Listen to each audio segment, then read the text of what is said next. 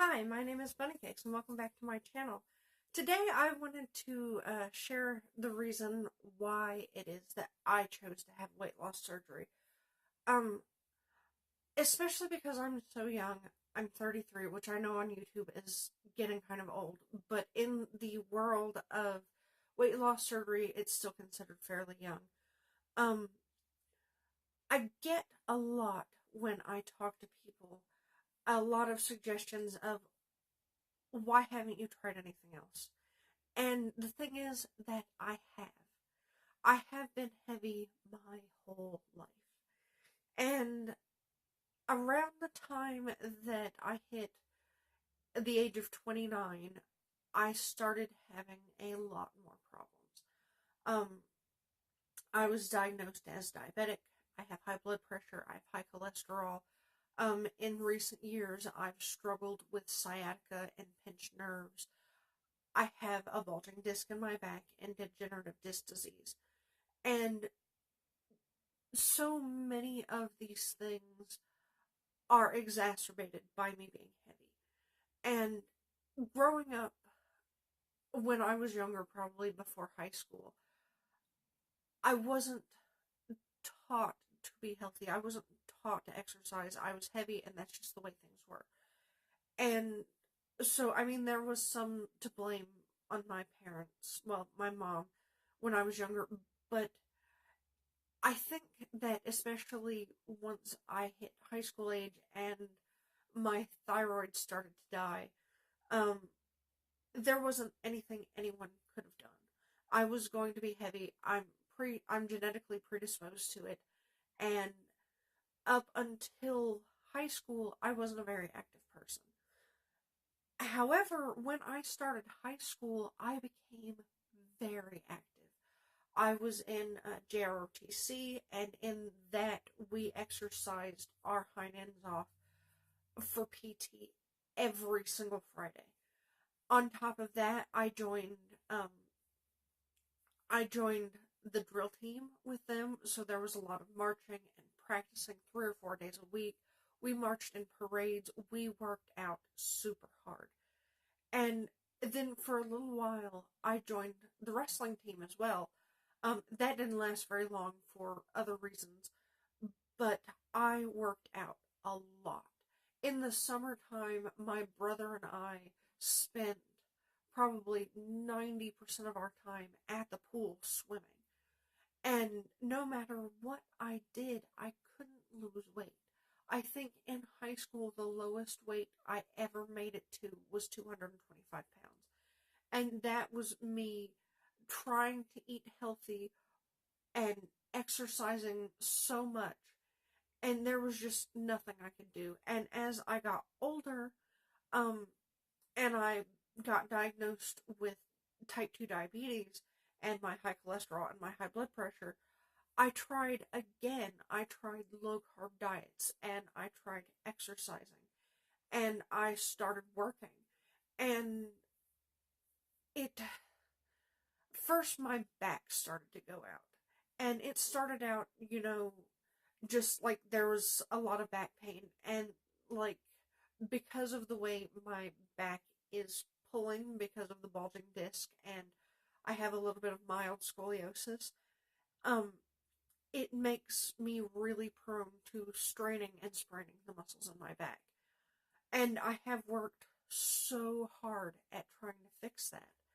Um, the low carb diet helped me lose some weight. It helped me get my blood sugars under control, which also helped me lose some weight. But even then, I have never been under 300 pounds since my mid 20s. And my highest weight was probably 370, and I'm probably guessing low. My current weight is around 326. I weighed myself this morning and it was actually around 320, but I've been really dehydrated because I've been sick. So I think that once I'm no longer mouth breathing and I'm taking in enough fluids and everything, that I'll probably go right back up to 326. I am actively trying to lose weight. It's part of the program that I'm in to actually have my bariatric surgery. Um, it's been hard. It's been rough. And the thing that made me finally decide that I needed to do something that got me better results than just dieting and exercise was, about 6 months ago, my sciatic nerve in my right leg pinched again. Over the past year and a half, I've been unable to work because my sciatic nerve keeps pinching. Um, I had to actually quit my job because the sciatic nerve in my right leg pinched so badly that I was almost paralyzed in that leg forever. And it was kind of terrifying. But I started to get over that, and then the sciatic nerve in my left side pinched. And that was also terrifying, but less so because I knew what that god-awful pain was. And if you have ever experienced sciatic nerve pain, you know what I'm talking about. It hurts so bad that it becomes less of a pain response and more of a panic attack. Or at least it does for me, because there's no way to get away from it. There's no way to get the pressure off. There's no way to make that intense pain go away. And it didn't help that the doctor I had been seeing was basically blaming everything on my weight. And I plan to film a video discussing those issues later. And so it happened twice, and it was awful, but it still didn't kick me in the pants like it needed to.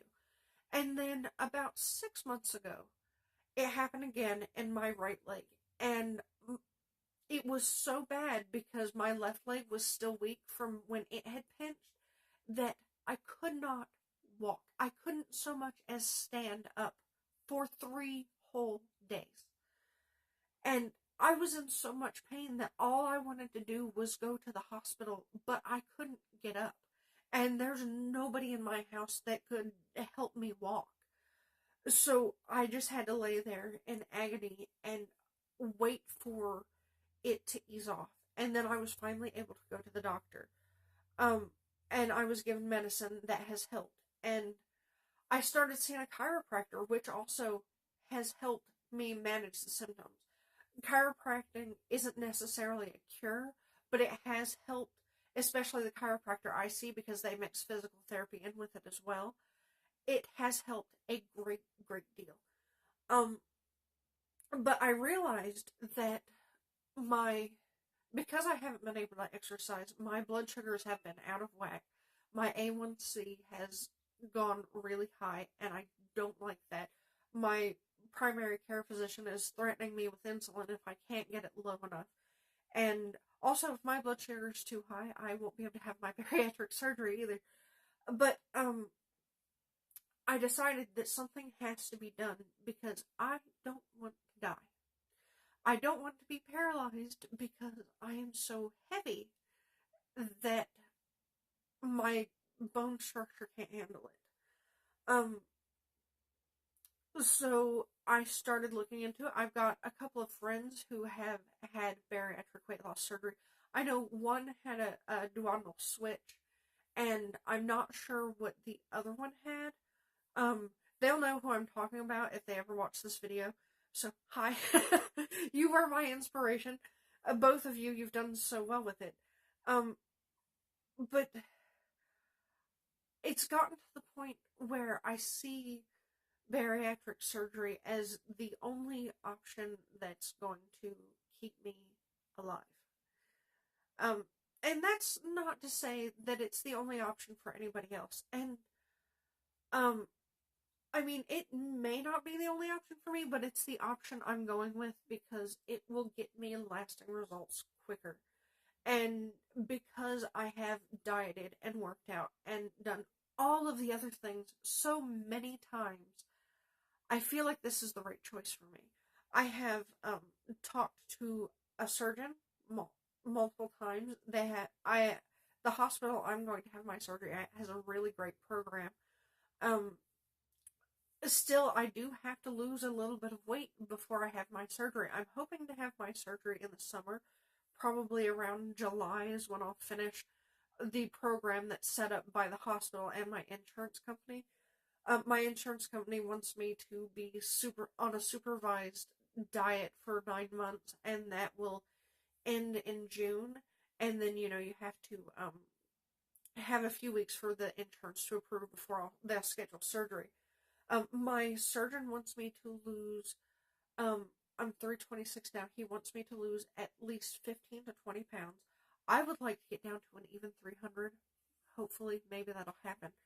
Um, I'm getting into exercising, and I have a really fun exercise regimen planned that I'm going to start doing. Especially since I just got over spraining my ankle, I can officially start now. But like, other than just being heavy and having so many comorbidities, one of the other things that has me so worried about living my life to the fullest is that I am on so many medications. I'm on 3 medications alone for my diabetes.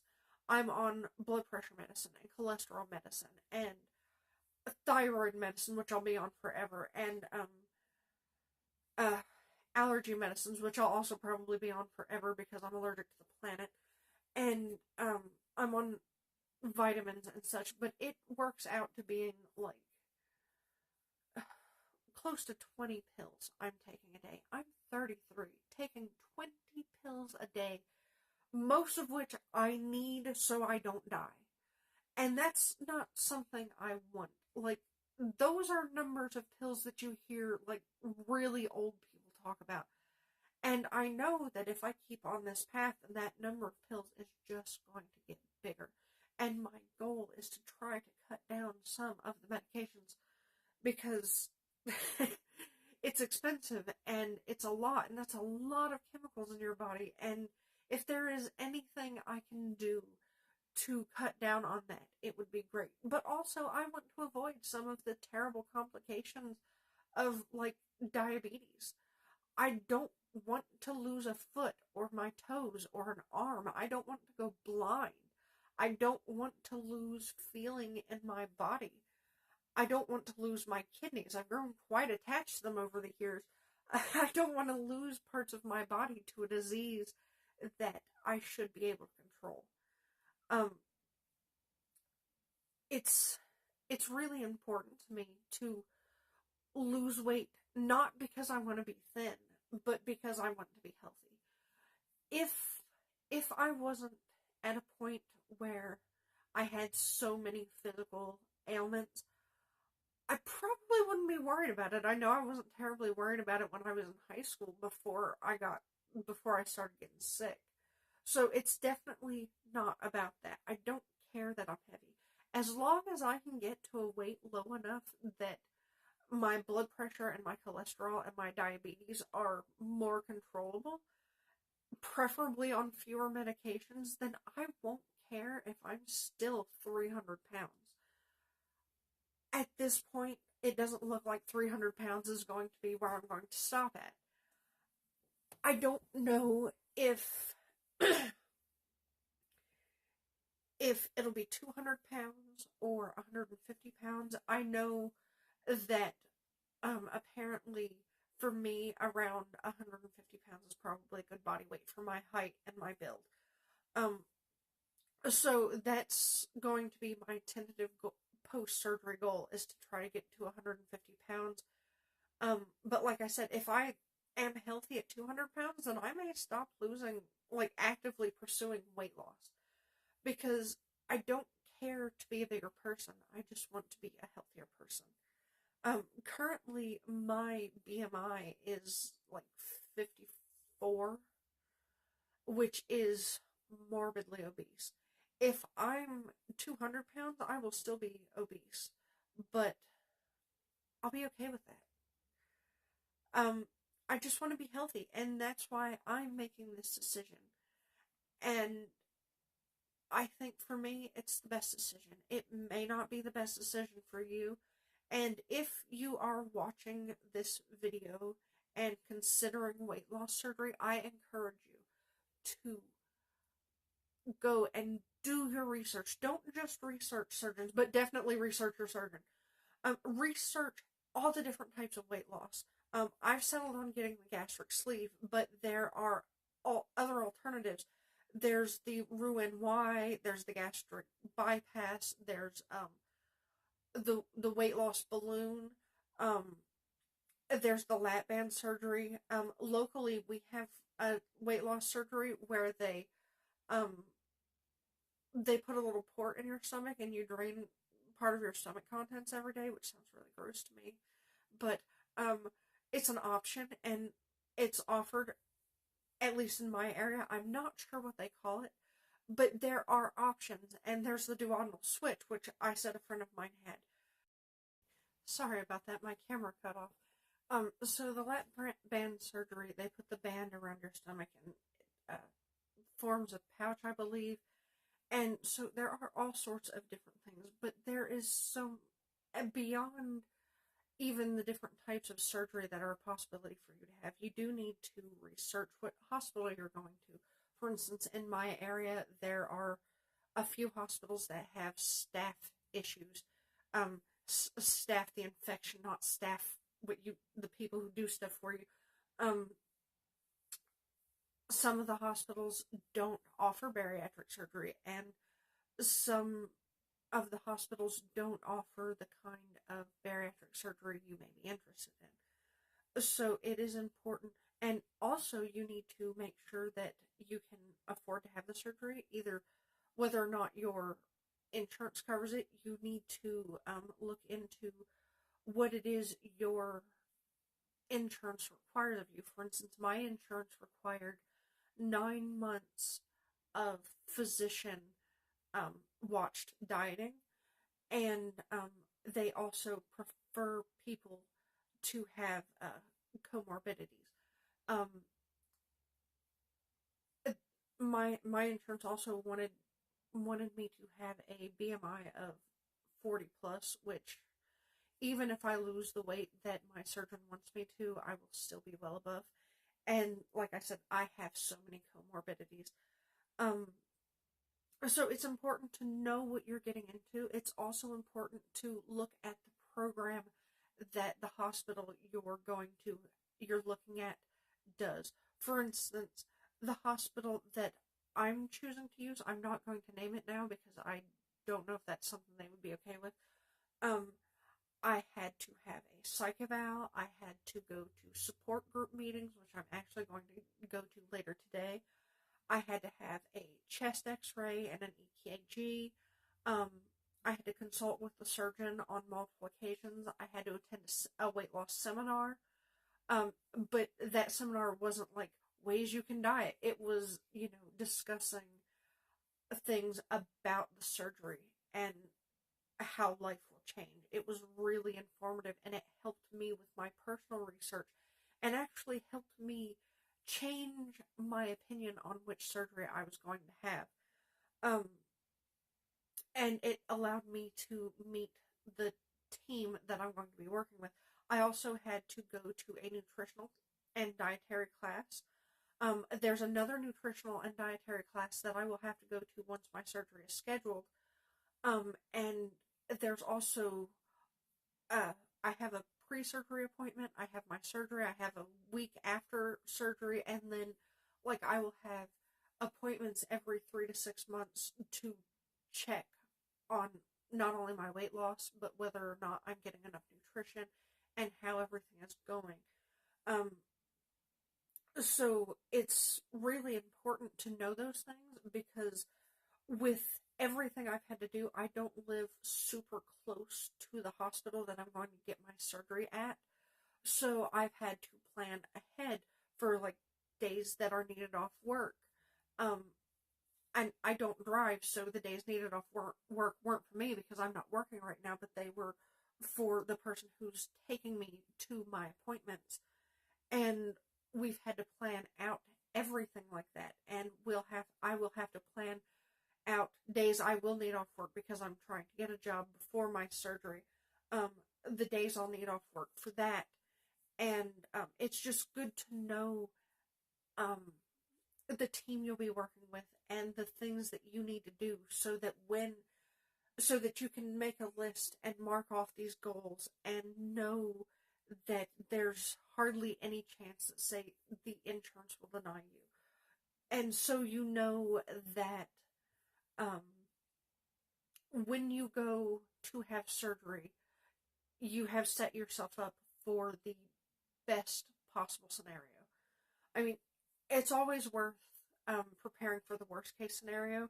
For example, I am going to be filling out a living will because I feel like it's something I need, especially given my family situation. Um, I am also strongly considering filling out a proper will for the few worldly possessions I have, just so that if the worst were to happen, um, everything would be taken care of. Because this is a surgery, so things could happen. And I'm overweight, and I have read on a few message boards about people who've had weight loss surgery and then had heart attacks after. So there's a lot of planning that goes into this beyond just making the decision to have weight loss surgery. But for me, it has been freeing. I have a goal. I have a plan. And hopefully this will extend my life. And more than that, hopefully it will make my life so much better than it currently is, because I'll be able to go out and live my life and not have to worry about taking along a suitcase full of medication if I want to travel somewhere. I'll only have to pack my clothes and my cat and her suitcase of toys.